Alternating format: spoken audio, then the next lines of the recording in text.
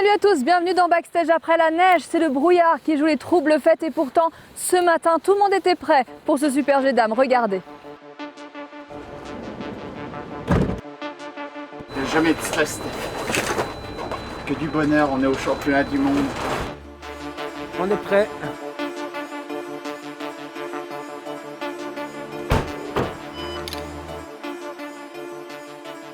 Et la piste est libre.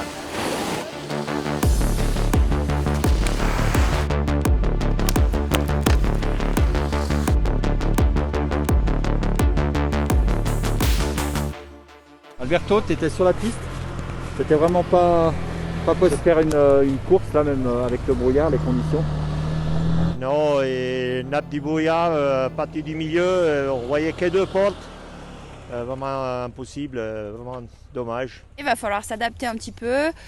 J'ai aucune idée de comment ça va se passer. Maintenant, je suis ici, tout va bien. Je suis prête à courir, peu importe la discipline. Et voilà, je le prends comme ça. C'était très très long, mais bon, on a l'habitude en vitesse. Donc voilà, après j'avais la chance de partir pas devant, donc j'ai attendu au team. Donc je pense que je l'ai quand même mieux vécu que celles qui ont attendu 1h30 au départ. Un super jet qui tient à cœur à notre Française Stéphanie Gauthier. On l'écoute, c'était ce matin. Interview télésiège signée Laurent Chrétien. How do you feel today? I feel good. Non, ça va. J'ai un peu mal au genou. J'ai un peu de stress forcément.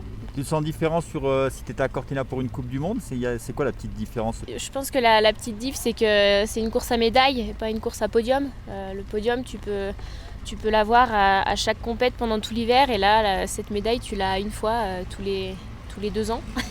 Donc c'est un peu plus rare en fait, c'est juste ça qui change.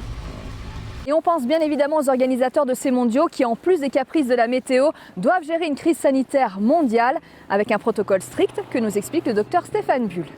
Incroyable aujourd'hui de se retrouver en février 2021 à Cortina d'Ampezzo sur un événement international mondial. On n'y croyait pas, on va être franc. Clairement. L'automne passant et la situation se dégradant, j'étais de plus en plus douteux.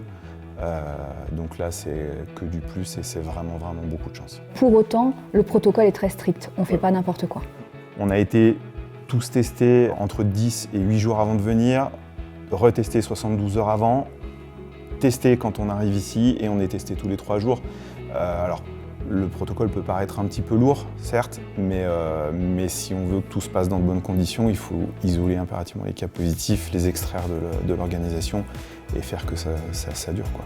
On va parler du Covid. L'équipe de France a été touchée comme toutes les équipes. Il y a 1 an, on se rappelle, la saison s'est arrêtée brutalement. Et comment ça s'est passé pour les athlètes? Finalement, on s'en sort plutôt pas mal. On a eu peu, voire pas du tout de cas graves.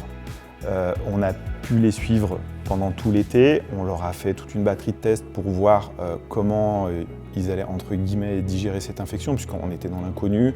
On nous a vendu tout un tas de choses alarmantes et sur des athlètes, on se posait vraiment des questions sur le retour, s'il allait être possible, comment ça allait être géré. Et finalement, on est un petit peu passé à travers les mailles du filet, ça s'est bien passé. Les examens qui ont été faits étaient tous négatifs. Donc voilà, aujourd'hui, nous, on s'en sort bien. Concrètement, on craignait quoi? Particulièrement des pathologies cardiaques avec des péricardites, des pathologies pulmonaires avec évidemment cette fameuse fibrose pulmonaire dont on ne savait pas l'évolution. Donc ça, c'était des choses qu'il fallait vraiment très rapidement bilanter et voir évoluer, quoi. On ne savait pas trop où on allait.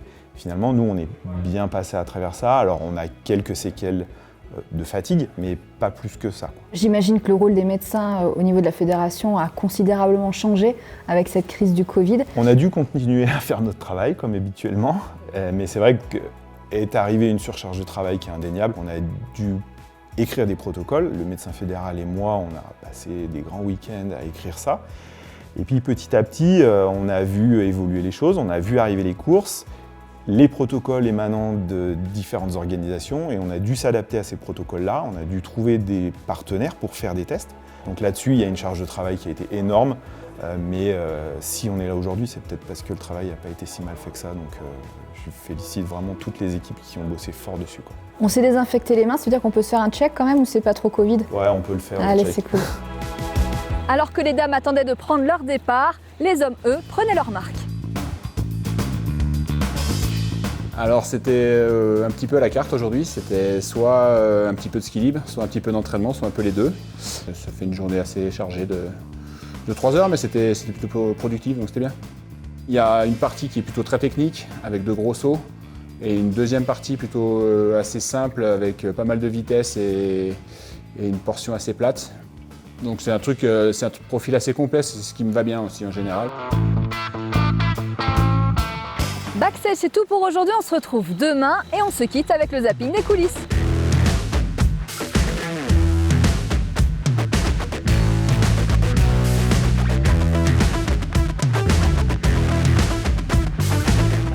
« 73e test de l'hiver.